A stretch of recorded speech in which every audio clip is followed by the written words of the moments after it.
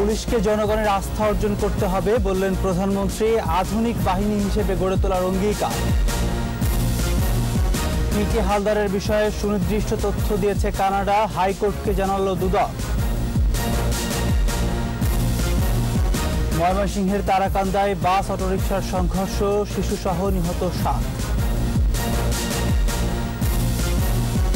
ভাগাড়ে পরিণত রাজধানীর বেশিরভাগ লেক, খাল, দূষিত পানিতে মরছে জলজ প্রাণী, ছড়াচ্ছে দুর্গন্ধ।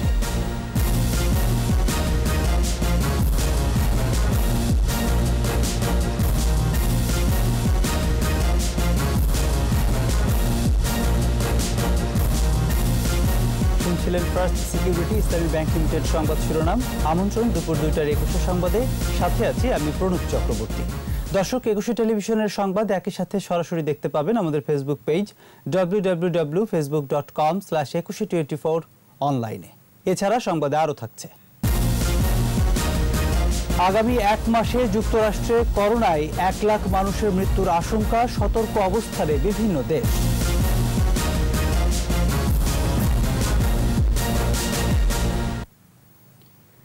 অপরাধ দমনে জনগণকে সঙ্গে নিয়েই পুলিশকে কাজ করতে হবে। তাই মানুষের আস্থা ও বিশ্বাস অর্জন করতে নবীন পুলিশ কর্মকর্তাদের নির্দেশ দিয়েছেন প্রধানমন্ত্রী শেখ হাসিনা। 37তম বিসিএস এর পুলিশ কর্মকর্তাদের সমাপনী কুচকাওয়াজে এ নির্দেশ দেন প্রধানমন্ত্রী। অপরাধের ধরন বদলে গেছে উল্লেখ করে পুলিশকে সময়োপযোগী আধুনিক বাহিনী হিসেবে গড়ে তোলার অঙ্গীকার করেন প্রধানমন্ত্রী শেখ হাসিনা। বিস্তারিত জানাচ্ছেন আকবর হোসেন সুমন। রাজশাহীর সারদায় বাংলাদেশ পুলিশ একাডেমিতে শিক্ষানবিশ সহকারী পুলিশ সুপারদের প্রশিক্ষণ সমাপনী কুচকাওয়াজ অনুষ্ঠান। এতে গণভবন থেকে ডিজিটাল প্ল্যাটফর্মে যুক্ত হন প্রধানমন্ত্রী Sheikh Hasina.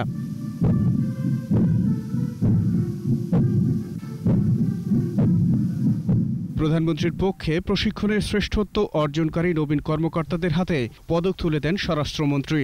Best field performer award অর্জন করেছেন। পরে 37তম বিসিএস এর নবীন পুলিশ কর্মকর্তাদের শপথ বাক্য পাঠ করান সিনিয়র কর্মকর্তারা। দেশের আইন শৃঙ্খলা রক্ষা। আনুষ্ঠানিকতা শেষে স্বাগত বক্তব্য রাখেন প্রধানমন্ত্রী। সন্ত্রাস ও জঙ্গিবাদ দমনে পুলিশের প্রশংসা করে মানুষের আস্থা অর্জনের তাগিদ দেন তিনি। মানি লন্ডারিং, সাইবার ক্রাইম, মানব পাচার ইত্যাদি, এগুলো শুধু বাংলাদেশ না, এটা একটা বলতে গেলে একটা বৈশ্বিক ক্রাইম। এই ক্রাইম থেকে দেশকে রক্ষা করা, তাছাড়া সন্ত্রাস, জঙ্গিবাদ দমন করা এবং মাদক, যেটা আমাদের সমাজকে করে করে খাচ্ছে, সেখানে কিন্তু পুলিশ অনবদ্য ভূমিকা রেখে যাচ্ছে এবং এটাকে আরও দক্ষতার সাথে দমন করতে হবে। সময়ের সাথে সাথে অপরাধের ধরন বদলে গেছে উল্লেখ করে পুলিশের আধুনিকায়নে প্রয়োজনীয় পদক্ষেপ নেওয়ার নির্দেশ দেন প্রধানমন্ত্রী। পৃথিবী এগিয়ে যাচ্ছে, প্রযুক্তি বৃদ্ধি পাচ্ছে, ক্রাইমের ধরনটাও বদলে যাচ্ছে, কিন্তু তার সঙ্গে তাল মিলিয়েই আমাদের চলতে হবে। সেই জন্যই আমরা বিভিন্ন পদক্ষেপ হাতে নিয়েছি, পুলিশের যাতে আরও উন্নতি হয় এবং দেশের মানুষের নিরাপত্তার জন্য নিশ্চিত করতে পারি। আইনের শাসন প্রতিষ্ঠা ও মানুষের সেবা নিশ্চিত করার লক্ষ্য নিয়ে কাজ করতে নবীন কর্মকর্তাদের নির্দেশ দেন সরকার প্রধান। আমাদের মনে রাখতে হবে যে আইনের শাসন প্রতিষ্ঠা করা, মানুষের সেবা দেওয়া, মানুষের জীবন মান উন্নত করা, এটাই হচ্ছে আমাদের সবথেকে বেশি প্রয়োজন।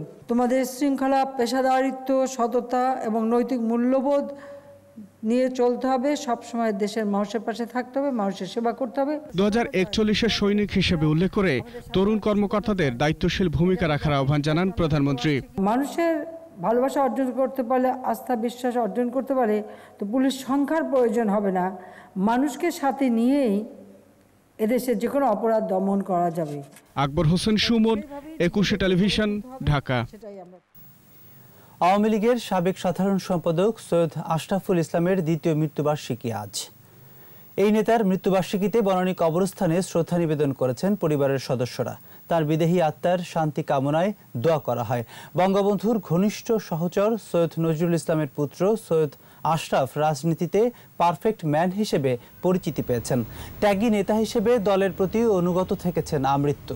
শ্রদ্ধা নিবেদন শেষে স্মৃতিচারণ করেন তার বোন সাংসদ সৈয়দ জাকিয়া লিপি।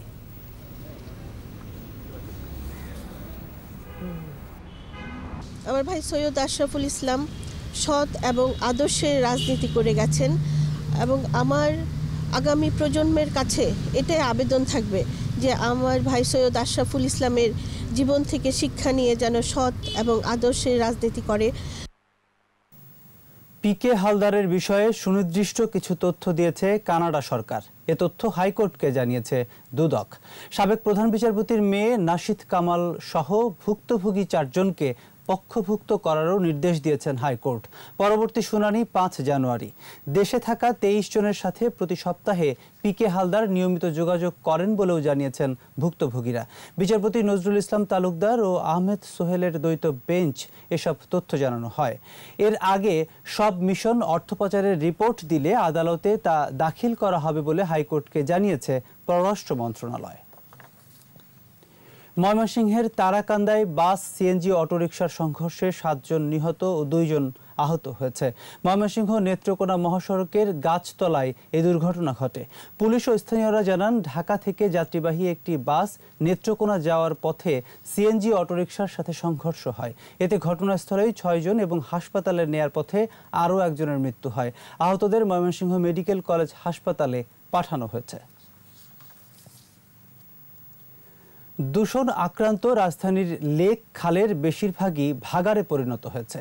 নেই পানি নিষ্কাশনের ব্যবস্থা, তার উপর সোয়ারেজের লাইন এসে মিলেছে লেকগুলোতে। দূষিত পানির কারণে মরে যাচ্ছে জলজ প্রাণী, আবদ্ধ পানিতে জন্ম নিচ্ছে মশা, দুর্গন্ধে অতিষ্ঠ আশপাশের মানুষ। পরিবেশবিদরা বলছেন, দ্রুত ব্যবস্থা না নিলে জীবনঘাতী হয়ে উঠবে রাজধানীর লেক খাল। মইনুল হোসেন মাসুদের ক্যামেরায় আদিত্য মামুনের রিপোর্ট।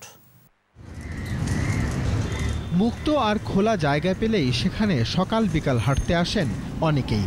অবসর কাটাতেও লেক পাড়ে থাকে মানুষের সমাগম। তবে লেকের পানি পরিবেশ ও জীবন বান্ধব নয়, নানা কারণে হয়ে উঠছে দূষিত, বিষাক্ত। ধানমন্ডি লেকের নান্দনিক সৌন্দর্য টানে সব বয়সী মানুষকে।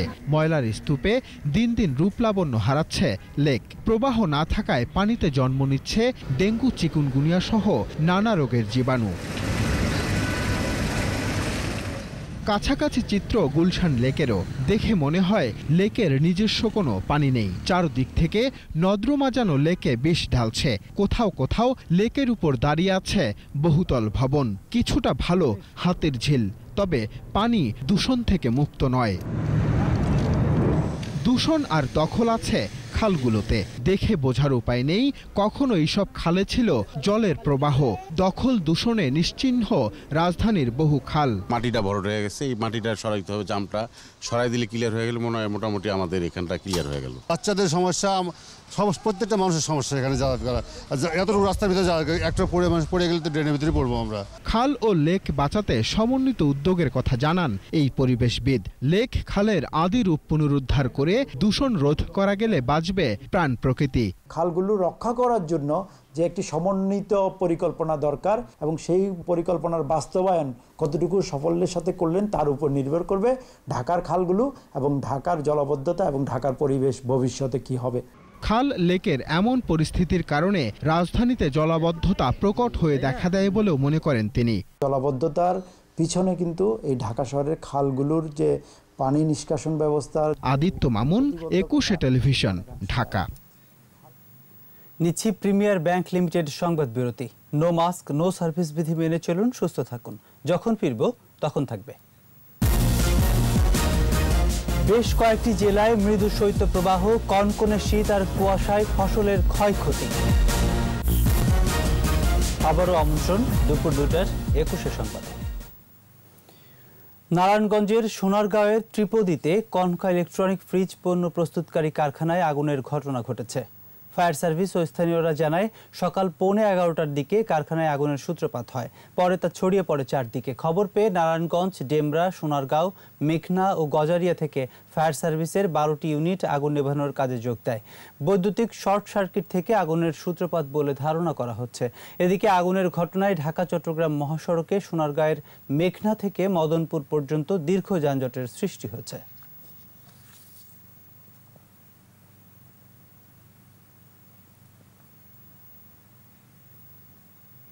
জাতির পিতা বঙ্গবন্ধু শেখ মুজিবুর রহমানের জন্মশতবার্ষিকীতে ঠাকুরগাঁওয়ের ৭,৫০০-এরও বেশি ভূমি ও গৃহহীন পরিবারের পাকা ঘর উপহার পাচ্ছেন। জানুয়ারিতেই ঘর বুঝিয়ে দিতে পুরোদমে চলছে কাজ। ঘর পাওয়ার আনন্দে প্রধানমন্ত্রীর প্রতি কৃতজ্ঞতা জানান উপকারভোগীরা। ঠাকুরগাঁও প্রতিনিধি SM জসিমউদ্দিনের রিপোর্ট, জানাচ্ছেন সমর ইসলাম।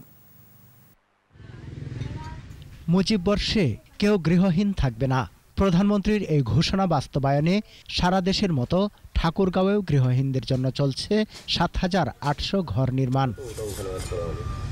শিগগিরই পরিবার পরিজন নিয়ে নতুন ঘরে ওঠার স্বপ্নে আনন্দিত গৃহহীনরা। তাদের কণ্ঠে প্রধানমন্ত্রীর প্রতি কৃতজ্ঞতা। কলার গাছের পাতাগুলা দিয়ে আমি ঘর বান্ধিয়া এখানে ছিলাম। আমরা খুব অসহায়, আমাদের জায়গা জমিতে নাই, আমরা মানুষের বাসায় থাকছি। প্রধানমন্ত্রী আমাকে ঘর দিছে, এটা নিয়ে আমি খুশি। প্রধানমন্ত্রী শেখ হাসিনা জয় হোক, যেন আল্লাহ আর তাদেরকে ভালো করে। ঘর নির্মাণ কাজ নিয়মিত তদারকি করছে উপজেলা প্রশাসন। মাননীয় প্রধানমন্ত্রীর যে আশা যে তাদের জন্য মানসম্মত একটি গৃহ নির্মাণ করতে পারি, সেই প্রচেষ্টা কিন্তু উপজেলা প্রশাসন ঠাকুরগাঁও সদর সর্বাত্মকভাবে প্রচেষ্টা চালিয়ে যাচ্ছে। এখান থেকে লাভের মানসিকতা নিয়ে নয়, বরং ত্যাগের মানসিকতা নিয়ে জনগণের জন্য কাজ করার জন্য আমরা সবসময় চেষ্টা করে যাচ্ছি। জেলা প্রশাসন বলছে পরিবারগুলোর জন্য নিরাপদ পানি ও ড্রেনেজ ব্যবস্থাও করা হবে। সকলে মিলেই আমরা এই সমস্ত ঘর নির্মাণ কাজ তদারকি করছি, উপকারভোগী নির্বাচন করছি এবং আমরা যথাযথ ব্যক্তি যাতে এই ঘরগুলো পায় তার ব্যবস্থা গ্রহণ করেছি। পরিদর্শন করে কাজের মান সন্তোষজনক বলে জানান প্রধানমন্ত্রী দপ্তরের আশ্রয়ণ প্রকল্পের পরিচালক। কাজের মান আমি যতটুকু দেখেছি আমার কাছে মনে হয়েছে না কাজের মান ভালোই, কারণ তারা বেস্টটাই দেওয়ার চেষ্টা করেছে। প্রতি পরিবারের জন্য 2 কক্ষ ছাড়াও থাকবে রান্নাঘর, বাথরুম ও স্টোর রুম। প্রতিটি ঘরের ব্যয় ধরা হয়েছে 1,71,000 টাকা। সমর ইসলাম, 21 টেলিভিশন। রংপুর বিভাগ সহ বেশ কয়েকটি জেলায় বইছে মৃদু শৈত্যপ্রবাহ। দিনের রোদ আর সন্ধ্যা থেকে সকাল পর্যন্ত ঘন কুয়াশার চাদরে ঢাকা থাকে চারদিক। কনকনে শীত আর কুয়াশায় বোরো বীজতলা সহ ক্ষতি হচ্ছে বিভিন্ন ফসলের। প্রতিনিধিদের সহায়তায় আরও জানাচ্ছেন সমর ইসলাম। রংপুর বিভাগ সহ নওগাঁ, পাবনা, যশোর, চুয়াডাঙ্গা এবং মৌলভীবাজারের শ্রীমঙ্গলে মৃদু শৈত্যপ্রবাহ অব্যাহত রয়েছে। উত্তরের জেলা ঠাকুরগাঁওয়ে প্রায় 1 মাস ধরে দুপুরে রোদ থাকলেও সন্ধ্যা থেকে সকাল পর্যন্ত বৃষ্টির মতো ঝরে ঘন কুয়াশা। এতে বুড়ো বীজতলা কোল্ড ইনজুরিতে আক্রান্ত হয়ে হলুদ হয়ে মরে যাচ্ছে। সেচ ও কীটনাশক প্রয়োগ করেও ফল পাচ্ছেন না বলে জানান চাষিরা। বীজ নষ্ট হয়ে যাচ্ছে, এই জন্য পলিথিন ঢাকা দিয়ে এনে রক্ষা হচ্ছে না। কয়েকদিনের ঘন কুয়াশা আর ঠান্ডার প্রভাব পড়েছে গাইবান্ধার পোল্ট্রি খামারগুলোতে। রোগে আক্রান্ত হচ্ছে মুরগি, ছোট হচ্ছে ডিমের আকার। এতে আয় কমেছে খামারিদের। শীতের জন্য মুরগিও খাটতে পারছে না, কিন্তু ডিমও ছোট দেয়। মুরগি খুব একটা বাড়তেছে না, তারপরে খাইতেছে না, আর বাজারের অবস্থা খুব ভালো না। নওগাঁতেও বইছে মৃদু শৈত্যপ্রবাহ। দিনে সূর্যের দেখা মিললেও বিকেল থেকে হিমেল হাওয়ায় বাড়ে শীতের দাপট। ঘন কুয়াশায় ক্ষতি হচ্ছে বুড়ো ধানের বীজতলা। কৃষকরা জানান কোল্ড ইনজুরির কারণে হলুদ হয়ে মরে যাচ্ছে বুড়ো ধানের চারা। কুয়াশা ধরছিল দেখে বেসনটা ফেলার পর বেসনটা ওঠেনি গো। কুয়াশার কারণে বিছুন মরে যাচ্ছে, তার কারণে আমি 8 বিঘা মাটি আমি লাগাতে পারবো না। চুয়াডাঙ্গায় টানা 2 সপ্তাহ ধরে কুয়াশার সঙ্গে বইছে শৈত্যপ্রবাহ। বুড়ো ধানের বীজতলা কোল্ড ইনজুরিতে আক্রান্ত হওয়ায় দুশ্চিন্তায় কৃষক। কুয়াশা এবং ঠান্ডার কারণে পাতাগুলো নষ্ট হয়ে যাচ্ছে, এতে করে আশানুরূপ ফল আমরা পাবো না মনে করছি। এদিকে ঢাকার কেরানীগঞ্জে প্রধানমন্ত্রী শেখ হাসিনার দেয়া উপহার হিসেবে অসহায় ও দুস্থ শীতার্তদের মাঝে 6,000 কম্বল বিতরণ করা হয়েছে। নাটোরের সিংড়ায় শীতার্ত অসহায় মানুষের মাঝে শীতবস্ত্র বিতরণ করেছেন তথ্য ও যোগাযোগ প্রযুক্তি প্রতিমন্ত্রী জুনায়েদ আহমেদ পলক। মানিকগঞ্জে অসচ্ছল ও প্রতিবন্ধীদের মাঝে কম্বল ও সেলাই মেশিন বিতরণ করা হয়েছে। সমর ইসলাম, 21 টেলিভিশন। এরই সাথে শেষ করছি দুপুর 2টার 21 সংবাদ। যাবার আগে ফার্স্ট সিকিউরিটি ইসলামী ব্যাংক লিমিটেড সংবাদ শিরোনামগুলো আরও একবার। পুলিশকে জনগণের আস্থা অর্জন করতে হবে বললেন প্রধানমন্ত্রী। আধুনিক বাহিনী হিসেবে গড়ে তোলার অঙ্গীকার। পিকে হালদারের বিষয়ে সুনির্দিষ্ট তথ্য দিয়েছে কানাডা, হাইকোর্টকে জানালো দুদক। ময়মনসিংহের তারাকান্দায় বাস অটোরিকশার সংঘর্ষ, শিশুসহ নিহত 7। ভাগাড়ে পরিণত রাজধানীর বেশিরভাগ লেক খাল, দূষিত পানিতে মরছে জলজ প্রাণী, ছড়াচ্ছে দুর্গন্ধ।